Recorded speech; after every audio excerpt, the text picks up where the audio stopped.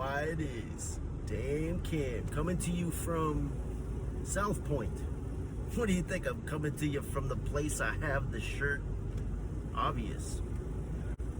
South Point, Florida? South Point, Texas? South Point, Hawaii. That's right. Furthest point you can go south in the U.S. is here in Hawaii. The farthest point you can go in recovery is to be determined. However, we're one step closer as we discovered this in the archives from February 17th, 2021. Yours truly discusses weed's place in the recovery community and whether or not smoking weed in recovery poses a risk. Here's a hint, it does. Whether or not it's worth that risk. Here's just a clip of what we unearthed. Roll it. Bring it up. I was thinking about that on the not the whole drive over, but on the drive over, like, hey, what do we want to talk about today? And I had a couple different ways to go with it, but one that I felt like took precedence was the whole weed is a crutch thing again. And well, I think you've passed crutch when it comes to substances. I think you go right to wheelchair. Yeah, but you know, yeah, I know. I know it's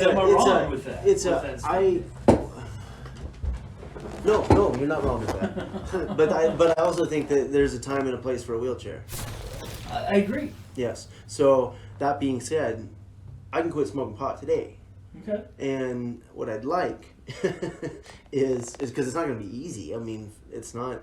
Fortunately, it's not as addicting in any comparison to any variety of other things I've been hooked on, you know. And plus, I have Suboxone would probably help me too. And I haven't been taking my dose and a half. I've been taking as one strip a day because I've been smoking the weed. So I'm going to go back up to the strip and a half, like the doctor said, right? So I'm not really, you know, and obviously Yvette knows all about this too. They UA me there every time.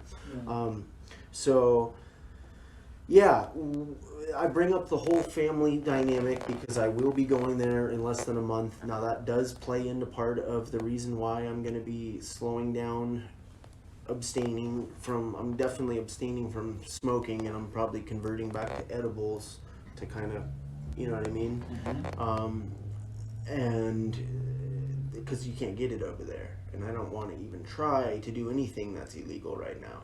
And so it's probably best to not do that, you know what I mean? So, and yeah, it was a thought, you know what I mean? I'm an addict and an alcoholic, and so it is, I acknowledge that. And if I ever forget that, that's when it's even going to be more dangerous where, hey, this, not only can I not put this down, but now I'm thinking, this is the trap for me, real briefly. Not only can I not put this down now, but I'm thinking about putting it down so much, and I find myself not being able to, that it's going to drive me to using something else. And I think that is a common trap I have fallen into, and one that just because I can identify it doesn't mean I won't get my foot snapped in it again. Right. But it helps. You know what I mean? It definitely helps. So look at the power of it. Oh, it's very powerful. No, I mean, what? When you go to smoke pot, ask yourself, what is this for? Is it to make myself feel normal? Am I trying to numb something? Am I trying to take the edge off my emotions? What is the power of this hit, of this bowl? You know, what is it going to do for me? See, and I haven't really thought about it like that. I've critically thought about it. I tell people a whole thing. I go, "What is this for? What is the use for that?" Because you're right. The substance is not as addictive as the behavioral side. And that's the thing. That's why, like, I've done that. I've done that with a lot of stuff. Even kratom, I did that with, man. You know, like, why why am I still taking this when really there wasn't much of an effect because I was on the Suboxone. Now there was a negative consequence because they told me, hey, technically that's an opiate and we can't legally give you Suboxone if you keep popping for kratom. And I popped for kratom like 4, 5, 6 months in a row, and it kept working with me, and so kratom was a fucking a bitch, man. Yeah, but kratom detoxes actually can be just as bad as heroin. yeah, well, I don't know about that, Steve. I've sent 3 people to detox for kratom that were. I mean, now it depends on the maybe, amounts I don't know. and Yeah, stuff like that. yeah, maybe. I was taking copious amounts for a while, man, and that's part of the problem. The Suboxone probably blocked most of it, but it did kind of give me like an energy boost. And at the time I was working, so that helped, and I found any reason. But then, obviously negative things coming in. Hey, why it is? It's Damn Cam hitting you with some damn talk. Why do I sound like I just dropped 50 IQ points? Because I'm taking my morning Suboxone, asshole. Recovery? Ugh. Anybody that takes Suboxone, they will tell you it tastes like orange cat shit mixed with a little gasoline. Ugh. I was taking 16 milligrams of this every day. It's probably 4 years of my life. Last year I cut down to 8 milligrams, and I've successfully been at 8 milligrams now for about, like I say, about a year. And so, yeah, why am I still doing this?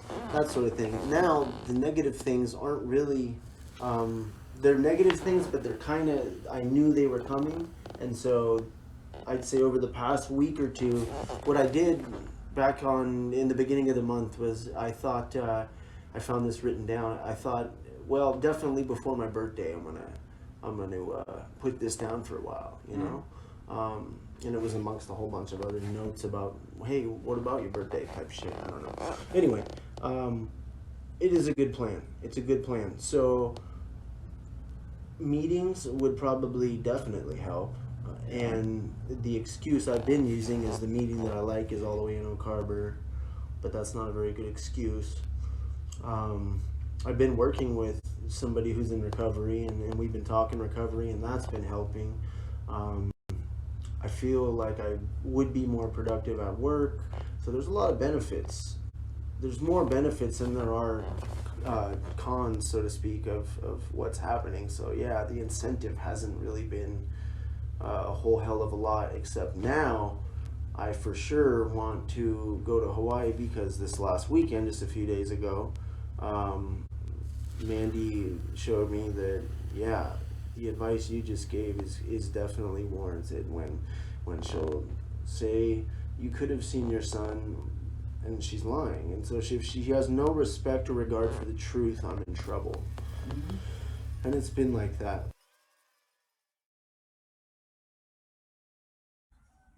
So we've listened to that dialogue a few times now between ourself and essentially a life coach, therapist, somebody who knows more and went to school for these things.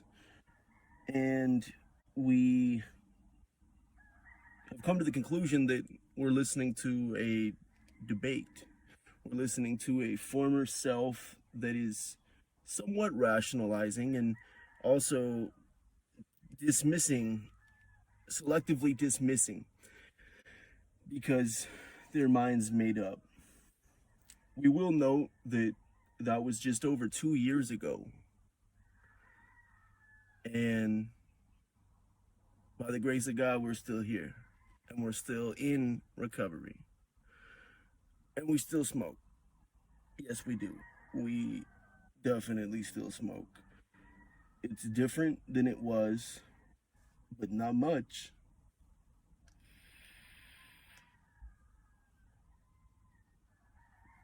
The difference is the intention, the effects,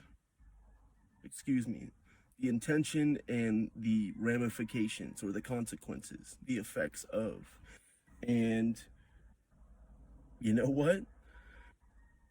A lot of other stuff has changed as well. We're not broke, we're not broken, and we haven't had to put any hard drugs or alcohol into our body since March 17th of 2020. So here we are on April 13th, and the reason that this is more than just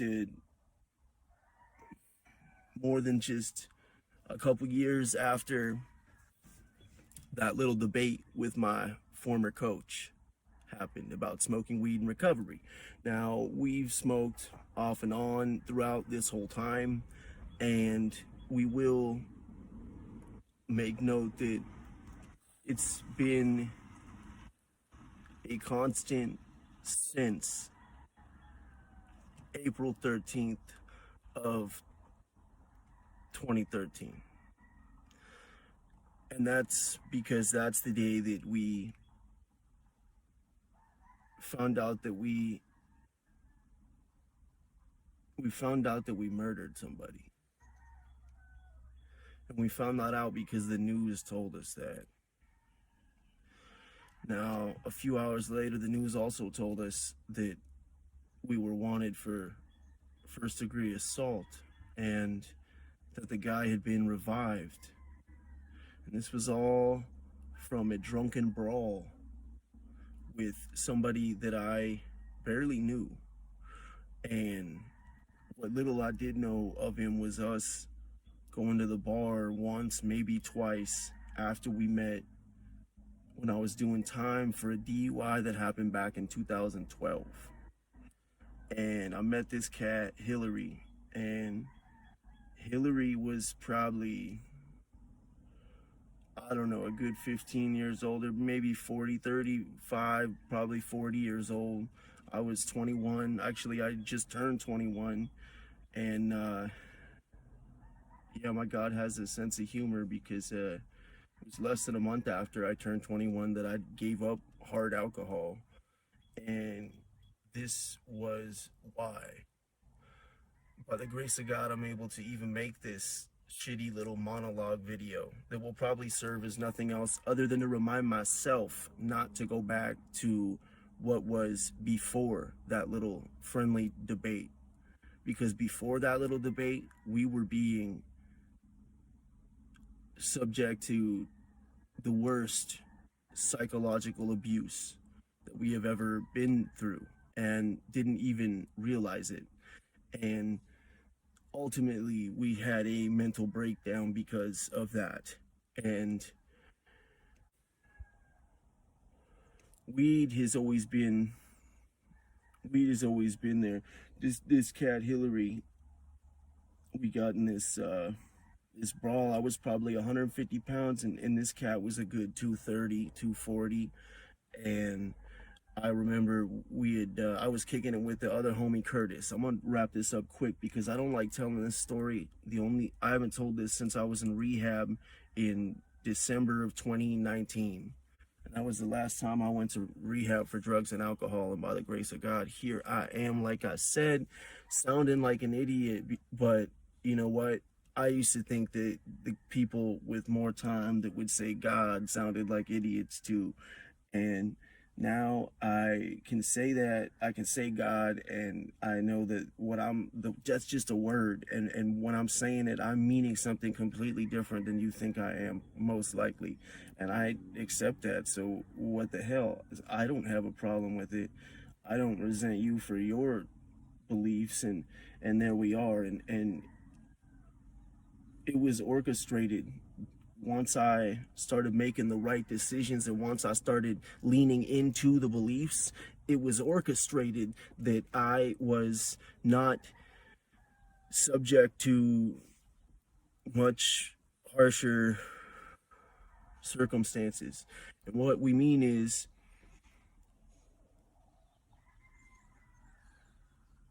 we believe the incident itself. See, I don't like talking about this. We believe the incident itself 10 years ago today, 10 years ago today, was punishment enough? And when the prosecutor slammed that paper, I'm sure he just sat it there, but it felt like he slammed that paper down and said, you take this plea deal and you'll only get 12 years in prison. And I'm thinking, at 21 years old, like wow, that's over half my life already, and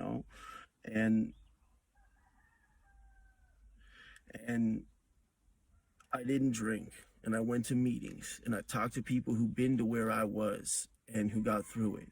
And I continued to do that. And then I established a business, and I hired somebody to help me paint people's houses.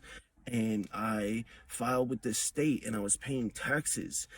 And I gave up so much and changed so much, but got so much back. Was everything better? No, it wasn't. There were still problems at home. There were still problems at work. There were still things that would come up, vehicles that would break down or crash. And essentially, it all came out in the wash because of just about 2 years in recovery for the first time and discovering what recovery is. And it wouldn't be another 7 or 8 years until we would actually find it again, because it was 23 when we had relapsed, and here we are at 31. And some of that night feels like it was just yesterday. When you come to with blood all over you, all over your hands, and you look and you don't feel hurt, and you've got a knife, and then coming to again and being in a garage, and I was with Rudy, and Rudy really, really helped me that night. And it wasn't just him. Like I said, it was orchestrated. Not that it was premeditated. Don't get me wrong. It's not what I mean. I mean that my recovery, all recovery from April 13th, 2013 was orchestrated, because when we ran out that back door for our lives, knowing that every cop on the entire island's going to show up, it was 1 something in the morning, and our friend Rudy was taking out the garbage at that exact time, and he saw us, and he opened the garage door, and we ran in there, and he shut the door, and I remember just saying, dude, I think I killed somebody. I think I killed somebody. He kept telling me, no, no, no. And I'm like, no, man, it's really bad. And there must have been 20 cop cars, at least, out front of this apartment complex. The next morning we went inside, and that's when I saw that news story I referred to earlier.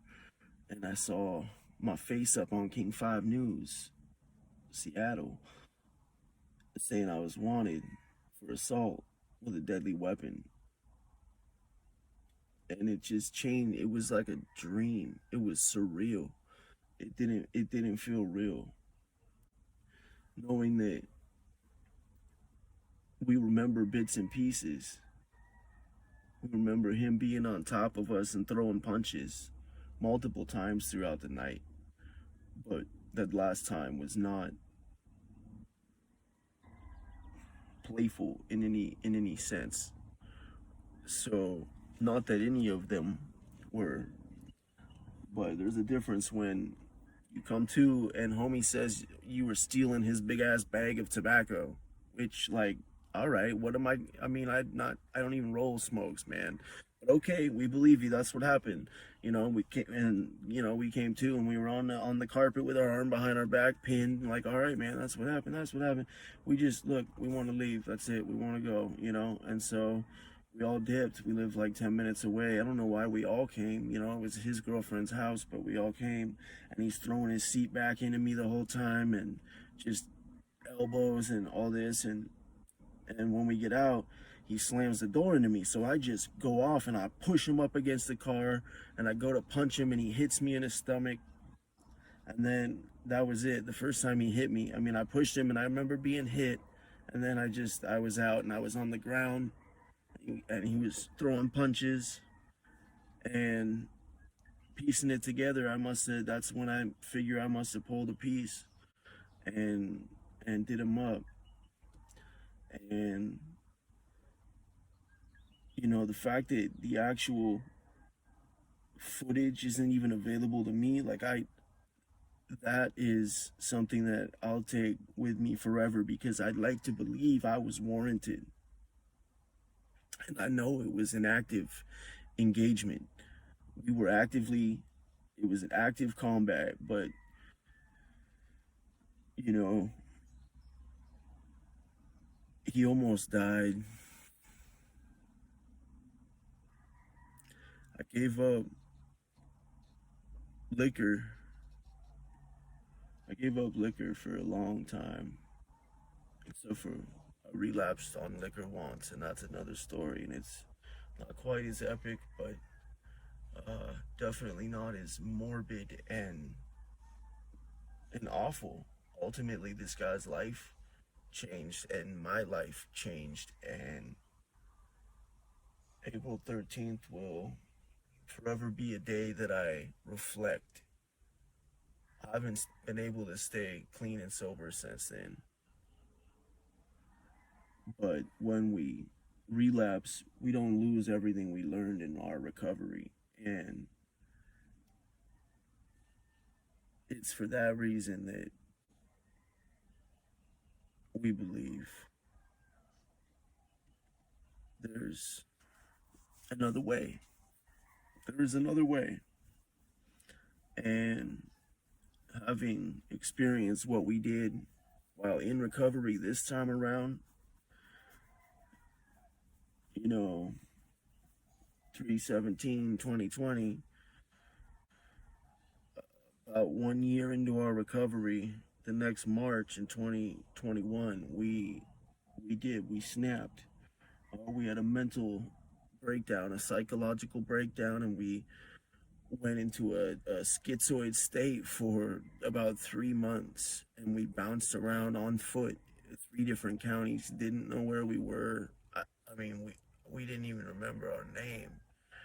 And when we went into these hospitals and these jails, nobody thought, like, hey, this guy might just need some meds. Like, maybe he just needs to come back down with some medication or something. Maybe he's not all there. And they would PR me back onto the street. And so there we were. You know, it was a firsthand experience of the cycle. And it was in recovery. We remember one point in the 3 months trying to go to the bar. We didn't have any money. We had a wallet. We managed to keep our wallet and our phone throughout the entire endeavor. And we walked in, and it just didn't even know. We were so gone. When we finally got diagnosed with schizoaffective disorder,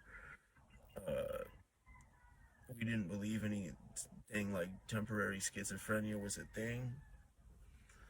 But apparently it can be. Whether we agree with the diagnosis or not, the medication did help at the time. And fortunately, 10 years ago, nobody lost their life. You know, all these things aligned where I kept doing the next right thing, and the deal ended up being pleaded down from first-degree assault with a deadly weapon to third-degree assault with no weapon enhancement. Went from 12 years if I took the plea deal to 6 months if I took the plea deal. And though it was my first felony, we took the deal. We served the 6 months. And come to find out, the guy didn't even show up for the day of trial. They didn't have the weapon, and they didn't have a reliable witness. It was my word against his. And so, do we regret not taking the deal and not just going forward? No, because ultimately, even though it did have a huge impact on me, and I could say it changed my life, this other cat was, disfigured. Not his face, but this cat got disfigured, and we did that while in a state of blackout. And that is why it is so important to us that we stay away from alcohol. Alcohol is a drug. Now, we have a prescription for yours truly, and this is definitely been a resource like Suboxone would be. That's all I got. I feel blessed to be here, alive. DaamnTalk is recovery, because recovery is damn, and damn ain't damn without damn cam, and damn cam would be gonzos if it wasn't for the HP, that HP, baby. All right, DAAMN. Check out that DaamnTalkspot.locals.com. Just because you fell off that wagon, horse, Maserati, but you gotta take time to Vespa, rebuttal through the struggle. doesn't mean So when your you have journey to lay in the turns highway into and keep mess, getting you ran should over by expect incoming to traffic. give nothing less than the Right? best of We can yourself. get back up. I We hope can the look fear you around were like, dealt oh, is outweighed stuff. by the love that you But felt. There's no shame I'm not gonna in keep asking going for the help. wrong way So down a take minute one-way to get lane. what you're I'm in gonna to turn win my it ass until you around, finish yourself. probably get to a Expectations meeting, awaiting for your patience go to handle gradually business. melt. The tragedy's held in every part. Check out the Recovery is Discovery is Recovery blog. That's at thatDaamnTalkspot.locals.com. You can also find us everywhere your media already gets social. Just check out DaamnTalk. That's DAAMNTALK. Or you can search us at TripDubs.DaamnTalk. Selfish to put other things and other people before myself and my program. This is a selfish disease. The first thing you put above your recovery will be the second thing you lose. First, you're gonna lose your recovery, and then you're gonna lose whatever it was you put above your recovery. That's what they told me in the beginning. Now, I've relapsed probably 3 times.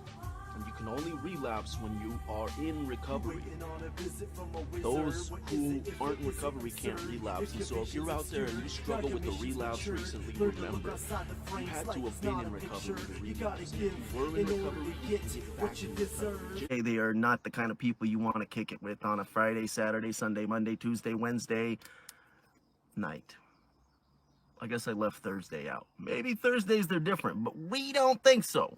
Why is that? Because they won't even partake in smoke marijuana in such a way for said individual. However, you ain't gonna find us out sucking dick for no weed.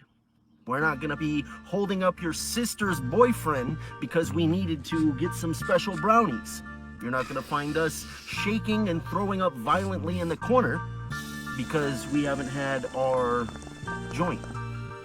See, in our mind, it's not even the lesser of evils. I opened that door, the same door that I closed. I used to be one of you sober blokes, now I'm comatose. Chasing a dragon, fuck, I'm chasing a ghost. The show's over, folks, I ain't trying to go for broke. I'm trying to make the most of this torn throat and bloody nose. Come see my shows, no jokes, nobody knows. in good spirits through tough times and helped Anywhere the us heart get goes through in these muddy clothes, those smoke a funny initial roach. Now I'm close to a withdrawal gross overdose. When I go symptoms to when we were drink, get it, leaving I our- don't go to toast. I drown in that liquid like I was the cure teen coach. for life. It helps to ease the pain, same reason Now, that I we've smoke. taken a lot You of don't wanna flack pick my for- brain on them days that I don't.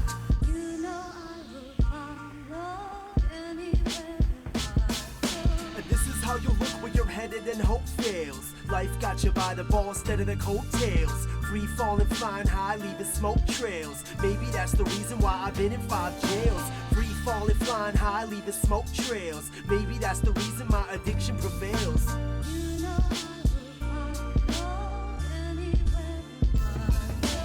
Life's not fair, that's about a bitch. Expecting me to share, but I only bought a pinch. I really don't care if you wanna call your friends, as long as they don't stare at me while sitting on this bench. I'm trying to find some clarity, stop shitting on my chance, cause that just isn't fair to me, my heart has other plans.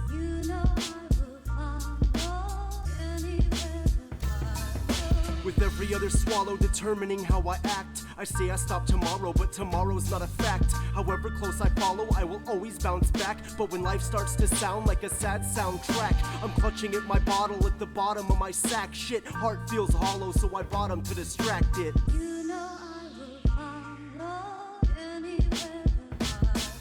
And this is how you look when you're headed and hope fails. Life got you by the balls instead of the coattails. Free falling, flying high, leaving smoke trails. Maybe that's the reason why I've been in 5 jails. Free falling, flying high, leaving smoke trails. Maybe that's the reason my addiction prevails.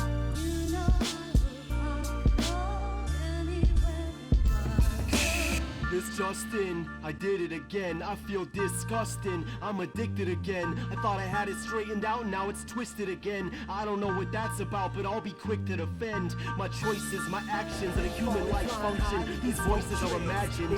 Quiet, it's nothing. Look me up on Facebook, YouTube, and SoundCloud. Nurmac Black. Search and subscribe, you're certain to find spoken word and rap.